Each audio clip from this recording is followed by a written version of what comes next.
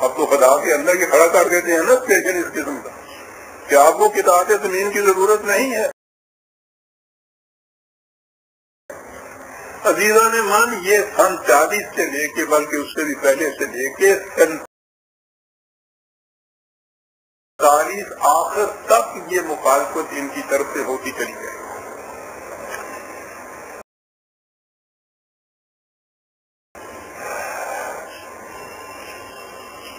آپ کو اس کی حیرت ہوگی کہ جب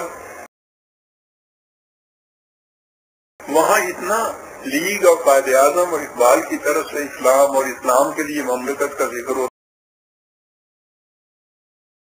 تھا تو یہ حضرات اس کی مخالفت کیوں کرتے تھے؟ اس کی وجہ بڑی صاف.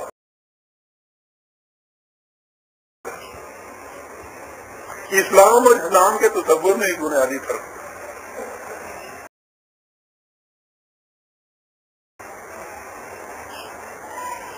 علامہ اقبال نے یہ تصور دیا تھا ایک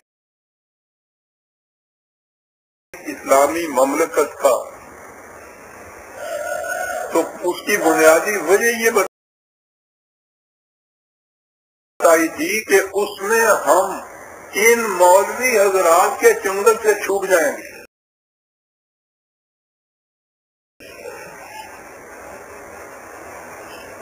انہوں نے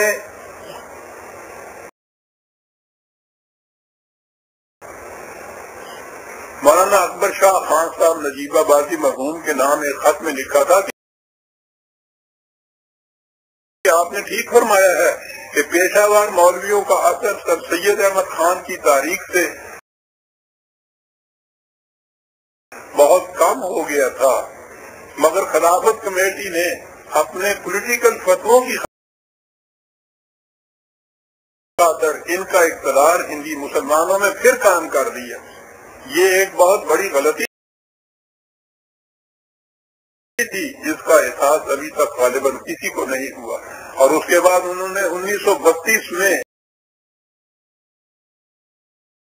ایک خیال میں یہ کہا تھا عام کو مخاطب کر کے تمہارے دین کی یہ عظیم الشان بلند فطری ملاؤں اور فقیہوں کے فرسودہ اوہام میں جکڑی ہوئی ہے اور آزادی چاہتی ہے. روحانی اعتبار سے ہم حالات و جذبات کے ایک ایسے قید خانے میں محبوس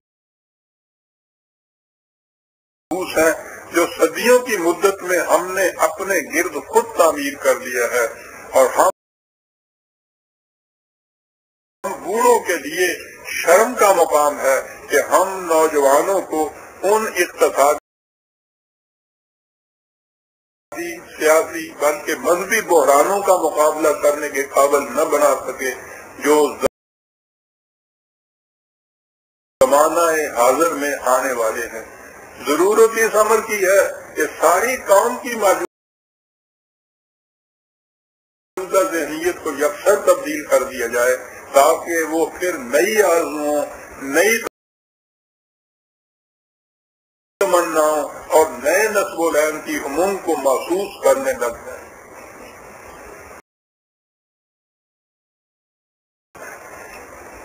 انہوں نے جو تصور دیا تھا الگ آزاد اسلامی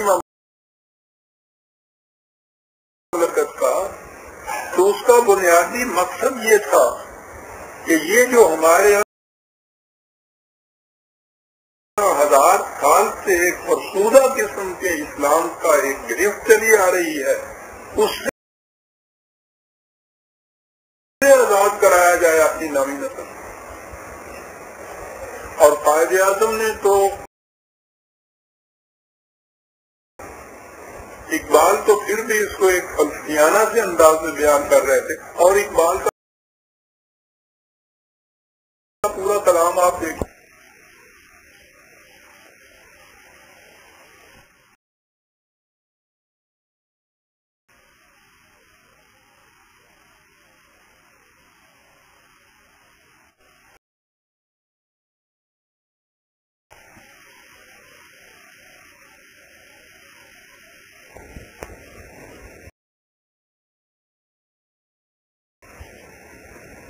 مطالعے کی، ملا کے خلاف انہوں نے جو کچھ لکھا ہے وہ ایک ضخیم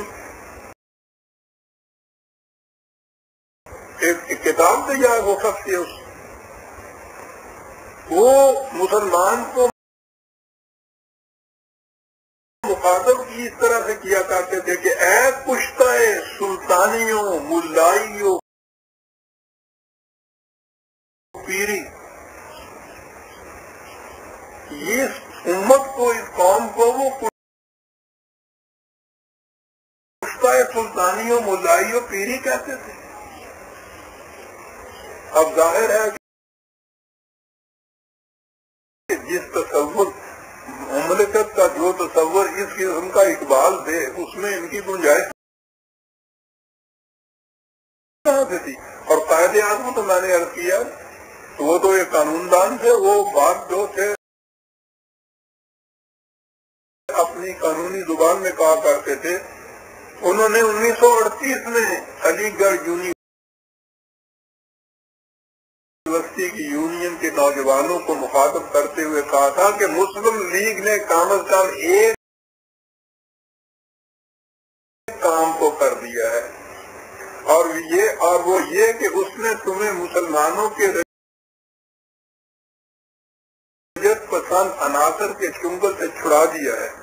اس میں شک و شبہ نہیں کہ اس نے تمہیں اس ناخوش آئند طبقہ کی جکڑ بندیوں سے آزاد کرا دیا ہے جسے مولوی یا مولانا کہتے ہیں. تاریخ کی ابتدائی ہے ابھی تک 38، اور اس کے بعد آخر میں انہوں نے 1946 میں مسلم لیگ کنونشن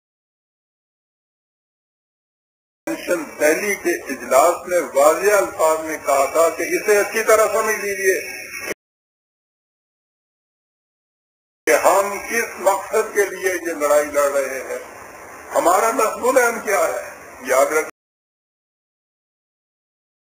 رکھیے ہمارا نصب العین تھیوکریسی نہیں، ہم تھیوکریٹک اسٹیٹ نہیں بنانا چاہتے. اور انہوں نے